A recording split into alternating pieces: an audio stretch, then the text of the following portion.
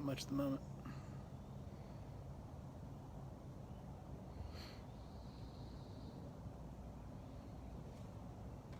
So I guess if you need to, you need to pan up or stick closer or whatever.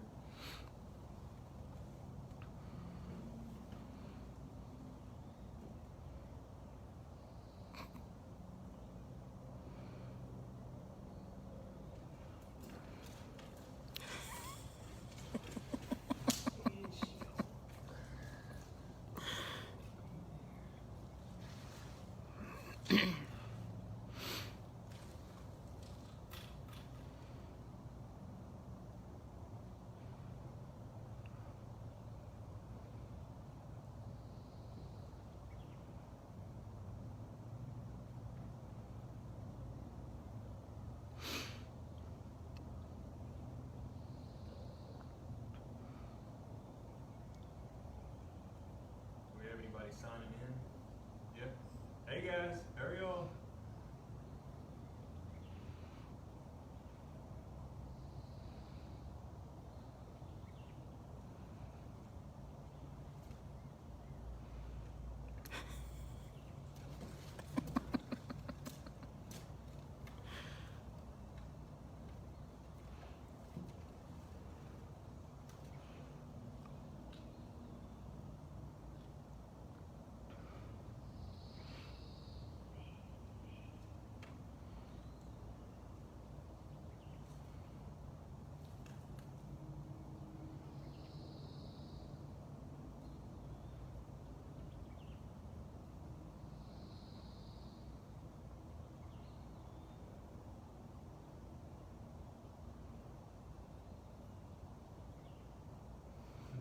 Susan.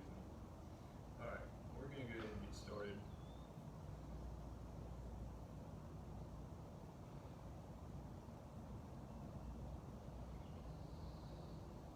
Looks like it takes a second for it to load. All right, guys, welcome back to the Alabama Nature Center for another Naturalist chat. Today's topic is going to be about alligators. We actually have our resident educational alligator Delta here with us today, and we were getting ready to let her eat, and so we figured that before we do that, we would talk to you a little bit about alligators and Delta, and maybe answer a few questions that you might have as it relates to alligators. So what we're going to do today, we're going to discuss a few things about their biology, their life history, and hopefully answer a few questions that you have about them. And what we want to start off with is maybe what are some things that you notice right off the bat about Delta? One of those might be that she's actually decent at climbing.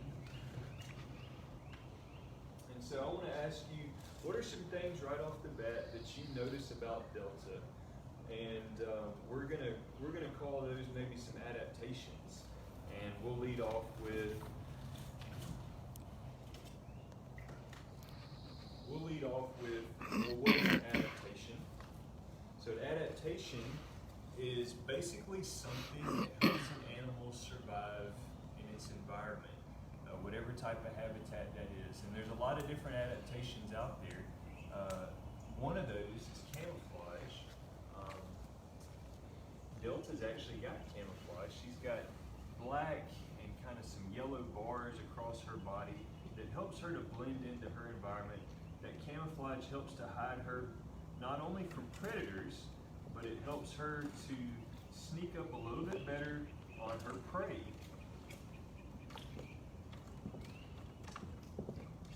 Can anybody think of some other adaptations that alligators might have?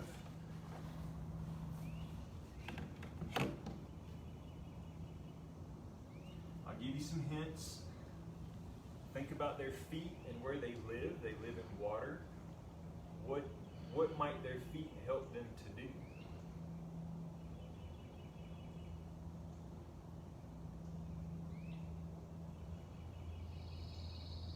So while I'm waiting on some questions, Delta, we actually took some measurements of Delta today. She is around 31 inches long. She She weighs just under 3 pounds. Now, alligators grow around 12 inches a year, give or take, depending on their environment, how much nutrition they're getting. So food, stuff like that, if they have enough food for them to eat. If the temperature around them is a good temperature, if they're not having to go through a lot of stressful situations, like really high temperatures or really low temperatures. All those factor into how quickly an alligator will grow. But for the most part, they grow around 12 inches a year. If they get fed really well, they have warm water throughout the year, they could grow, at least for the first year or so, they could grow up to, they could grow up to 2 inches per month. Delta, come back. So Delta wants to get out and stretch her legs a little bit.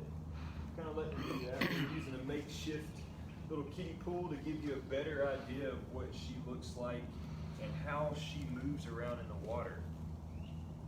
So going back to those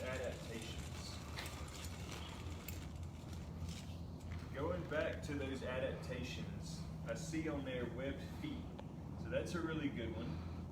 Their webbed feet help them to swim, and they look kind of like a duck's foot. And if you don't know what a duck's foot looks like, if you take your hand and hold it out, they've got little bitty webs of skin in between their fingers, okay? And that's called webbing. So they would have webbed feet, and those webbed feet help them to swim actually very quickly. So we're going to hold Delta for just a few minutes, see if she'll cooperate. So Delta has webbed feet, okay? And those webbed feet help her to swim. They can actually swim up to 20 miles per hour in the water. And then on land, they can run up to 11 miles per hour on land. So that's a very good adaptation. And if we look a little bit closer at her feet, they've actually got some really big claws. Now the female alligators, the girl alligators, they will actually build nest mounds to lay their eggs in. And they can lay between 30 and 50 eggs at a time, which would be called a clutch. And the mama alligator will dig around on the ground, and she'll collect all this different material, sticks and brush, dirt and stuff like that, and she'll build these big nest mounds. She'll lay those eggs in there, and what's really cool is the temperature of the nest will actually determine whether the egg hatches out as a male or a female, a boy or a girl. So for the first 3 weeks or so, the embryos are neither male or female. The temperature of the nest determines whether they hatch out as either a boy or a girl. Anything over 91 degrees, you get all male. Anything under 86 degrees, you get all female. And in between 86 and 91, you actually get a mix of male and female, boy and girl, which is ideal, but sometimes they don't always have ideal conditions. So what are some other adaptations that our alligator Delta might have? Some other things you can think about are maybe her nose, her eyes, maybe her tail. So we said that Delta's 31 inches long. That's actually pretty long. She's been growing quite a bit. We've been definitely feeding her. And what she's doing right now is another adaptation. She is trying to do what they call a death roll. And what that death roll does, what they use that for, is whenever they're trying to digest their prey or eat their prey, they're gonna take off chunks of their prey. And to do that, they can't really use their arms and their legs like humans would. So they have to do this death roll to kind of take off chunks of their prey. They might also use that to get out of a really bad situation if they're hung up in a lot of logs or something like that. But normally it's for use when they're trying to eat their prey.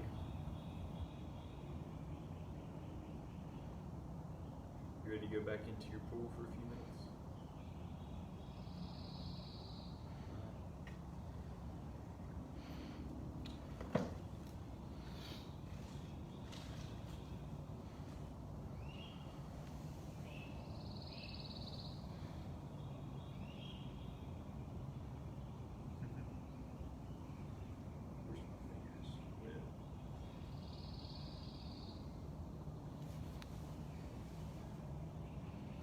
alligators live between 30 and 50 years on average. Sometimes they can live a lot longer than that, but that also kind of depends on their environment and if they have everything they need to survive. Now some people will ask, okay, well, where do alligators live? They are found primarily in fresh water. They can inhabit salt water. They can be found in salt water, but that's usually for short periods of time. They don't have glands called salt glands to help regulate their salt in their bodies, so they can't stay in the salt water very long. So they mostly stay in fresh water. They're going to be found in rivers and lakes and marshes, swamps, ponds. Those are the places that alligators like to hang out. And they're really good predators. So when they're babies, they will feed, at least the first few weeks, mostly on insects, small insect stuff like that. Then they'll start to eat a few fish and crawfish and other invertebrates. And then when they become adults, they eat a lot of different things. They'll eat birds, they'll eat snakes, raccoons. Their favorite thing to eat is fish, but they can even eat other small mammals.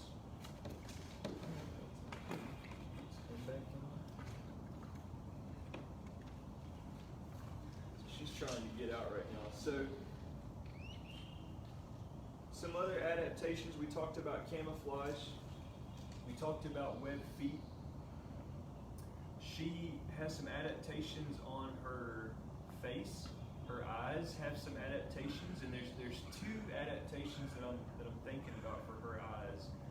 One of those, she has a second set of eyelids, okay, and they act kind of like goggles, like we would use when we go swimming. They act kind of like goggles to help them to see underwater. Most of their life is spent underwater, swimming around, looking for food, and just doing alligator stuff. So they need those second set of eyelids. Now, alligators are also very good at seeing in low light conditions.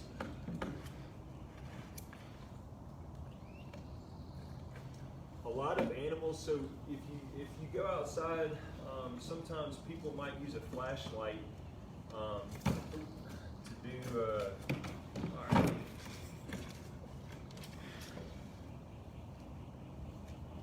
Try this again. Some people might use a flashlight to shine at night to see if they can see what they call eye shine in animals. A lot of different animals have eye shine, but there's a layer of cells in their eyes called the tapetum lucidum, or lucidum.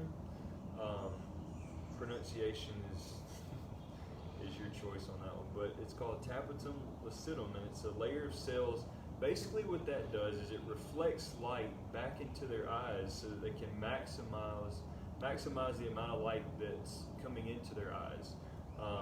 And that's what kind of causes that eye shine. So if you were to shine your flashlight at night on a pond and you see a set of red eyes that are glowing, chances are it's an alligator, depending on what part of the country you're in. So alligators are not found throughout the United States. They're only found in the southeastern United States. So if you're in South Alabama or Georgia or something like that, and you're out on the river or on a lake and you see a set of red eyelids, chances are it's probably an alligator. Now there's some other factors that go in that. If you're out there, say in January, it's probably not an alligator because it's going to be too cold. But they do have that red eye shine. So going back to some of those other things that we talked about,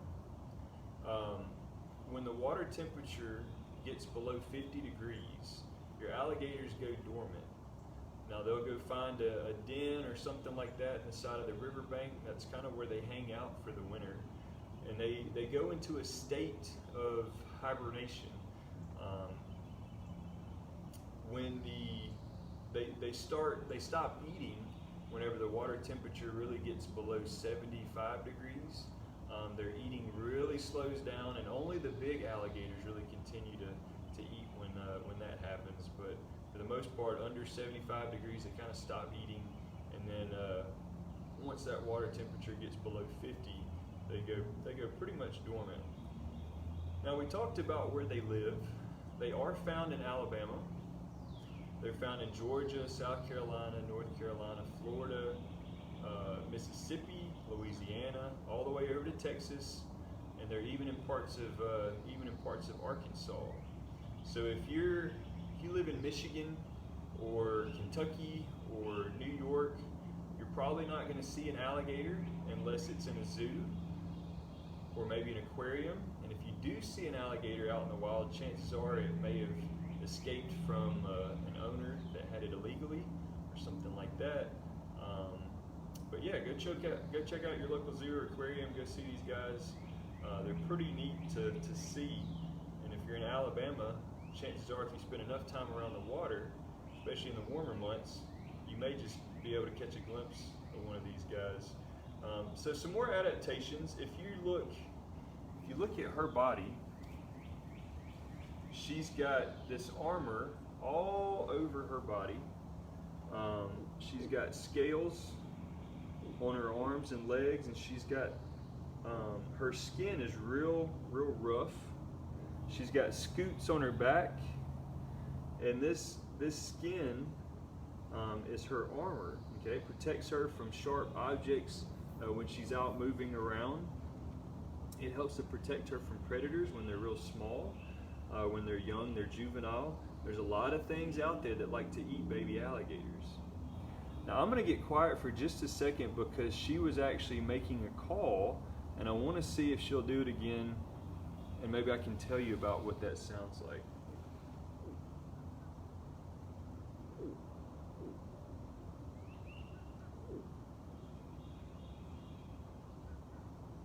So it is kind of hard to hear, but that's also an adaptation.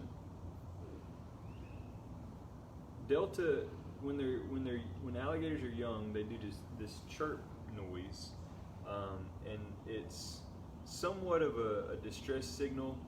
Sometimes it's not so much, but that's a way for them to communicate. And usually what that means is they're saying, "Hey, leave me alone. I'm tired of being held. I'm tired of being on video. I want to go find my mom." So that's usually kind of what that means. She's kind of done. She's ready to go back home. But it is a little bit of a chirping noise. We'll see if she does it again.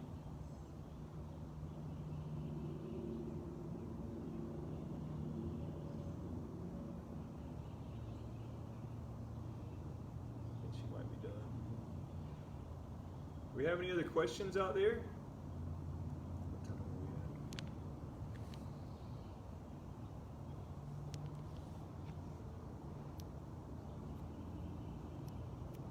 Does anybody know how many teeth an alligator has in their mouth at any given time?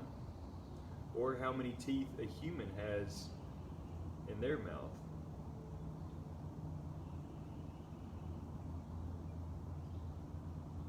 So while we're waiting on those answers, I was doing a little more research on alligators, and scientists suggest that alligators have been around for 150 million years. That's a really long time. So that's all the way back to the dinosaurs, if you believe in dinosaurs and stuff like that. So that they've been around for a really long time, and they've been able to develop those adaptations. I'm gonna say she wants to get out so I can hold her. Mr. Matt, hold me. They've had a really long time to develop those adaptations that we've talked about. And those adaptations make them an apex predator, which is kind of a fancy word, but that means that they're at the top of the food chain. Okay, so when they're adults, they can eat pretty large prey if they really wanted to. There have been cases where they found alligators with whole deer inside of them. One of the things we always have people, whenever we do field trips or summer camp, people are always like, "Oh, well, alligators eat humans." Well, so technically the large ones maybe, but they don't hunt humans. They don't actively go out and say, "Hey, I'm going to go eat, a human today." They're not built for that. The way they're built and with their teeth, They're built to eat and hunt fish and other smaller prey. Most alligators do not want to risk going after a very large meal because they could also be injured when they go after a large meal. So while technically it is possible, that's not something that happens very often, and it's not something that they would do really unless it was in an extreme situation. All right, Delta, I'm going to put you down and see if we've got any other questions.